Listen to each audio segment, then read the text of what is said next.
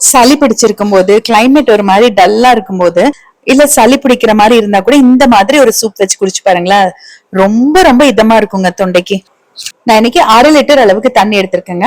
அடுப்புல வச்சுட்டு தண்ணி கொதிக்கட்டும். அதுக்குள்ள மிக்ஸி ஜார்ல நல்லா 1 ஸ்பூன் அளவுக்கு மிளகு, 1 ஸ்பூன் அளவுக்கு சீரகம் சேர்த்துக்கலாம்.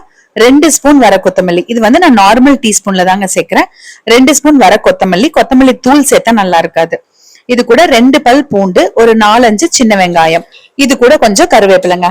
இப்ப இதெல்லாம் ஒன்னா சேர்த்துட்டு மிக்ஸி ஜார்ல நல்லா அரைச்சு எடுத்துக்கலாம். நான் இன்னைக்கு தண்ணி ஊத்தாம அரைக்கிறேன். நீங்க தண்ணி ஊத்தி கூட கொஞ்சம் நல்லா நைஸா கூட அரைச்சுக்கோங்க. இப்ப நம்ம ஊத்தி வச்சிருந்த தண்ணி நல்லா கொதிச்சிருக்கு. இது கூட நம்ம அரைச்சு வச்சிருக்கிற பொடியெல்லாம் சேர்த்துக்கலாம். ஏற்கனவே தண்ணி நல்லா கொதிச்சிட்டு இருக்குங்க. இப்போ இந்த பொடியெல்லாம் சேர்த்துனதுமே கொஞ்சம் மஞ்சத்தூள், ஒரு 1/2 ஸ்பூனுக்கும் கம்மியா கல்லுப்பு சேர்த்துட்டு நல்லா கலந்து விட்டுட்டு மீடியம் ஃப்ளேம்ல வச்சுட்டு ஒரு 3 நிமிஷம் கொதிக்க விடுங்க. நல்லா இந்த பொருள் இருக்கிற எசன்ஸ் எல்லாமே இறங்கிரும். இது பாத்தீங்கன்னா நீங்க இப்படியே சாதத்தோடையும் ஊத்தி சாப்பிடலாம் ரசம் மாதிரி, இல்லைன்னா சூப் மாதிரி குடிக்கலாங்க. சூப் மாதிரி குடிக்கணும்னா வடிகட்டிக்கோங்க. சாதத்துல ரசம் மாதிரி ஊத்தி சாப்பிடறதா இருந்தா நீங்க வடிகட்ட வேண்டாம், அப்படியே வச்சுக்கலாம்.